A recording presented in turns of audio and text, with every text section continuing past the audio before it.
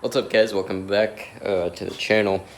So last night, my friends came over. We got the engine bay cleaned up. We took out some unnecessary stuff from the car. Got the engine bay ready to weld in the engine mounts, get a little bit of fab work done. Unfortunately, the hurricanes are on their way and they are on track to hit this area. So we are kind of busy packing for EVAC, so we're not going to be able to get some done. So we're probably not going to get the mount welded in, but we'll definitely get it bolted in. I'll show you guys drilling out the spot welds on the mounts and then putting the new mounts in, and then as well as dropping the engine in. Dilemma with as far as the location of the prop valve goes, I really don't want it up here. Well, I mean, I can't have it up here. I don't want it down here, even though that should fit. I was thinking about right about here on the rear subframe, but I don't know about the heat transfer from the header and how that will affect it. Because I don't want, brake fade after driving the car for an hour or so. I don't really have enough room inside to put it anywhere. I mean, I'm sure there's some place creative I can go, but as of right now, sorry, I got that interior bit in there for mocking up. As of right now, I guess I could just put it where this deadening is. I'll cut out the sound deadening material and then rib nut it onto the firewall. But that's really the only place I can put it. I mean, a lot of people put it up there, but I'm really trying to keep AC and heat. This is gonna be my daily, but I also want it to look clean. Or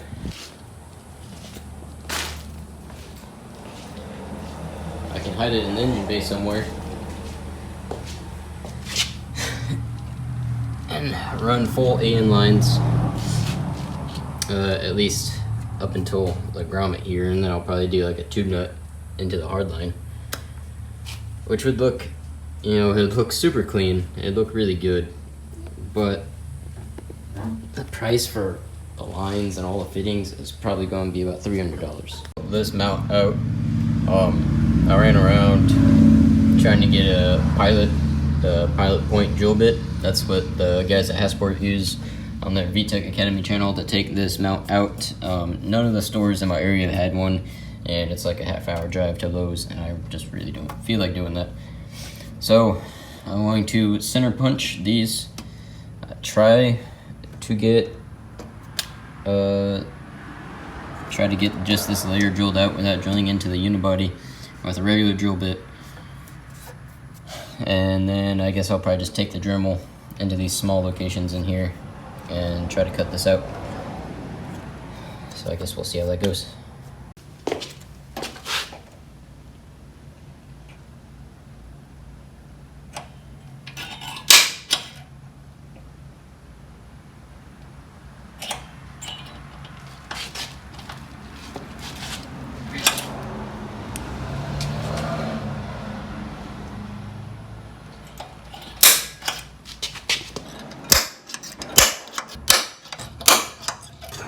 Next, we'll use a small drill bit for a pilot hole.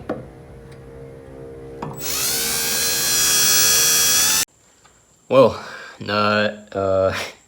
didn't come off as clean or as easy as I wanted it to. I think I drilled the holes in the wrong spot, so I missed the spot welds by a little bit. Took a little persuasion. By that I mean hammer and chisel, sledge and chisel. I got it off. There's some holes I gotta fill with some weld just because I missed the spot welds and I went right through them because I wasn't being careful enough. But I'll show you guys what I got. So there it is. Like I said, it's messy. Nothing some weld and a flapper disc can't solve. I'm gonna go inside, grab the Hasport mount. We're gonna bolt it in, and then I think tonight I will clean up. It's almost 1 a.m. I had some other stuff to attend to today. The supervisor came to join us for this moment. Are you excited, Beans? Are you excited? Oh, so pretty. You are so pretty. This is a pretty exciting moment, to be honest. I mean, oh yeah. Find another bolt with that same thread pit.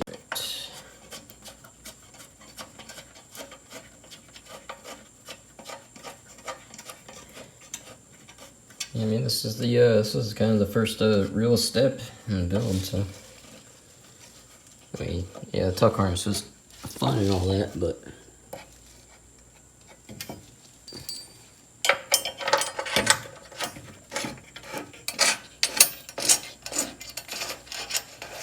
it's not really a.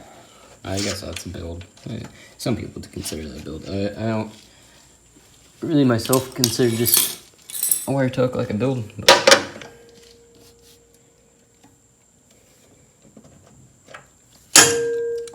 This one's a 12, so yep, that's not gonna fit.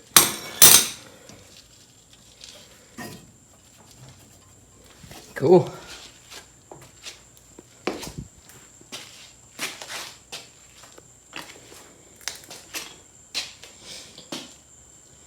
Well, that was a decent bit of work. Exciting though. Alright, we got all our mounts in. I got the engine transmated. If you've never put a trans on a Honda engine before by yourself, you can have to do this like weird squat where you like make love to it for a second and then just kind of like thrust. Pro tip. Anyways, everything's ready to be dropped in.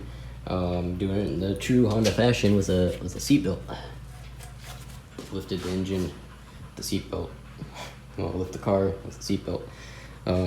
So the game plan is to lift the whole car up with the hoist because I don't have a real jack that goes up high enough, and then roll the engine in, and then lower the car back down. All right. Well, it's in. I had to cut the welds off of that stupid eBay traction bar. Don't weld in traction bars, just buy a good one if you're that worried about it. Makes it a pain in the ass. I was having problems with raising the engine up to the height that it needed to be with the alternator and the intake manifold not clearing across one of the brackets for the heim joints on the front traction bar. So I had to cut the welds on it. Thankfully it came off in one piece. So I just kind of welded the sides in like 3 spots and came off. That was a little bit of a pain and had to kind of hack up the front of the car, which is already extremely hacked. Like, this is the car of the hash slinging slasher. Anyways, there is a K24 and a CRX. I am a little bit worried about this ground clearance. I thought I put up the mounts on the highest setting, but I guess I will flip this mount here and see if I can raise it up a little bit more, because that oil pan is pretty close to the ground, especially when the suspension will be loaded. I mean, I'm not going to worry about hood clearance because I'm going to cut the hood anyways. But I think testing went well. Everything seems to fit. It was kind of a pain to get this mount and the back mount, the torque mount, lined up. I did the trans mount first, but honestly I think I'd still do the trans mount first just because it has more places to mount. And we're pretty much ready to rock and roll with the rest of the build now. This is kind of the big part, making sure everything would fit right. Watch out, kids. Watch out. Pretty big butt out there. Do ya? But yeah, this is going to wrap up the video. Big step. We got the engine in the car. I have a conversion harness on the way. I was going to do a video of how to make your own DIY one, but I'm running out of time. My work schedule is about to change, so I had to spend a little bit of money instead of spending time. Now all we need really is engine wiring harness and header. Thanks for watching, guys. I gotta clean up here, so this is where I'm gonna cut the video off at. Thanks for watching. Stay tuned. It's just gonna get more exciting from here. Bye.